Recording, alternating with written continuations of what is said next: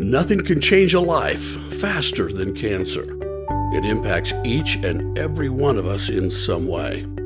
Whether you are a mom or a dad, grandma or grandpa, sister or brother, son or daughter, friend or neighbor, or even co-worker, cancer is all of our fight.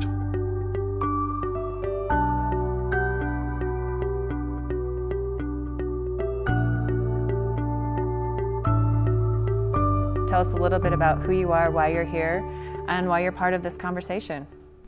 All right, I am Sally Osler, and I am 3 years out survivor, breast cancer. And gosh, if I can say something that helps someone smile, then I will. And then every morning I wake up, this will date me, singing Staying Alive. And at night I do Madonna. Guess I'll die another day. I'm Amy Beasley. I'm here because you asked me to be. No, I have breast cancer. I'm 3 weeks post-surgery, so I will probably start chemo next week. So I'm Ginger Johnson, and I was originally diagnosed with breast cancer when I was 31 years old and 5 months pregnant. Went through the whole chemotherapy experience and was clean for 9 years, and I got re-diagnosed on my 40th birthday in 2015 with stage 4 metastatic disease in my lungs, my bones, and my lymph nodes. But just last month, July of 2017, I got a no evidence of disease scan, so I have a clean bill of health. Awesome. It's second time around. Yeah. Thank you. Yeah, so second time around, I opted not to do chemotherapy. I chose vitamin C, high-dose vitamin C and radiation combinations. My name's Lidia Lopaka, and I was diagnosed in February of 2016 with, let me see if I can remember, infiltrating ductal carcinoma. And it was stage 1, grade 3. And so I had to go through chemo, radiation, and a year of Herceptin infusions.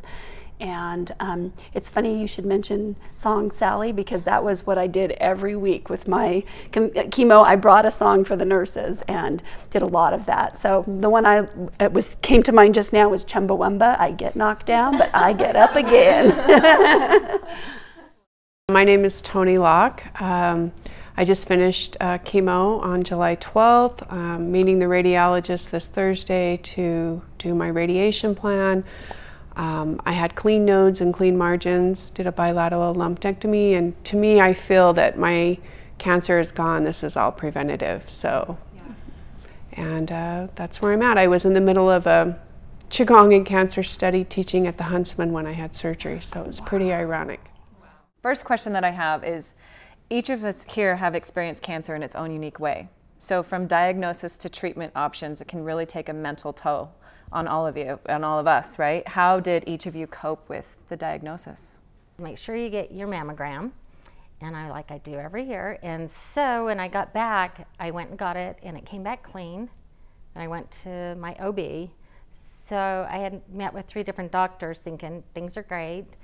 And probably 4 months out from my mammogram, I personally found the lump. So very important to check yourself. But that's what I was told by many, that it had it just get really angry, not at, the Lord, not at the world, just get angry about cancer. And so you become a fighter. Yeah. I remember in the waiting room when they hadn't really even told me yet that it was like absolute positive, but the radiologist was like, yeah, it looks like very suspicious. And I remember going back to the waiting room, and it was like, I don't really know what the statistics are, but I was like, I had read it, and I was like, oh, well, there's 3 of us here, 1 out of 3. Well, I got this, girls, like, you guys are fine. I'll take this one. And I mean, I haven't really, I don't know, it's kind of surreal. Like, it just doesn't seem like it's really happening.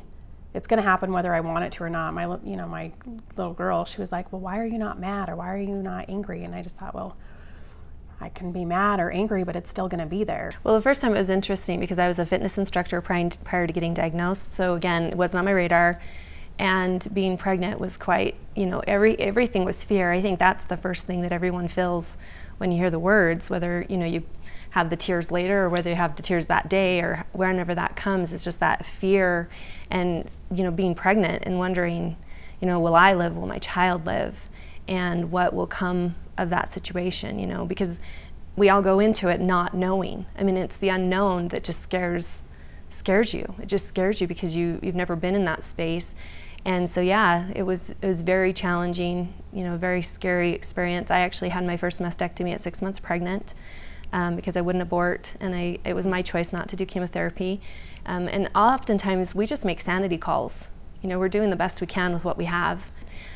Being clean for 9 years and then having the re-diagnosis, especially on my 40th birthday, because the first time I was diagnosed was actually Halloween Day. So like holidays, what's up with that? I don't know, but I got, you know, re-diagnosed on my 40th birthday, and it was really surreal. That's the word I think that came, is it was really surreal. But at the same time, I had learned so much over that span of time, and I just thought, you know what? I'm gonna live. Like, I just made the choice. Like, I'm going to live. Now, there's a lot of factors and variables that played into that, but I started out with the mindset that I would live, and that I wasn't going to listen to all the negativity that you hear across the world and across the internet of death. And, you know, I didn't even ask them to give me a timeline, because that wasn't even on my radar. I was going to live. Mine was actually caught in an annual mammogram. So, like you, feeling great, no problem. They called me back, and I'm like, pfft, because they'd called me back a year prior to that. So I said I seriously was like, what breast are we talking? And she's like, no, last year was your right breast. This year it's your left breast. And I was like, well, it's gonna be nothing. So I went in totally cavalier, and when I had the appointment, and they said we were doing the mammogram, extra one, what are they called, diagnostic. And he said, we need to do a biopsy. And I seriously was like, no, like joking. And he's like, well, what's wrong? I said, I am a school teacher. Do you know how much time it took me to prepare to be here today? My husband's in the waiting room. We're supposed to go out to a movie, you know? And so he said, maybe we can get you in. And he's like, what grade do you teach? First grade. I'm like, oh, I have a first grader. And I think I got that biopsy that day because he wanted to pick my brain about his first grader. So it was kind of this weird thing. And so then I went into the meeting, had my phone off, and the phone call came up on silent, and it's buzzing, and I'm looking at it going, oh. They get the nurse on, and they're like, okay, well, you need to pick a hospital, you need to pick a surgeon. And it's like, it was, and I'm like, can I just please get off the phone and talk to my husband? It was crazy. I was Superwoman. I went through chemo. I was training for a half marathon. I'm not gonna let this, I already paid my money for that half marathon. I'm gonna run this half marathon. So I kept training and was teaching. I was getting chemo every Thursday, and then it went into my summer. Then I had a couple weeks off, started radiation, kept training, ran my half marathon, and I'm Superwoman, I'm great. Started this new school year off, and I just lost it emotionally. So I was really strong, and then when it got to facing a whole new classroom of children and all their families that I really didn't know, and they didn't know my journey, they didn't know it was a struggle. And I refer to myself as being obnoxiously peppy, and I had to be put on antidepressants.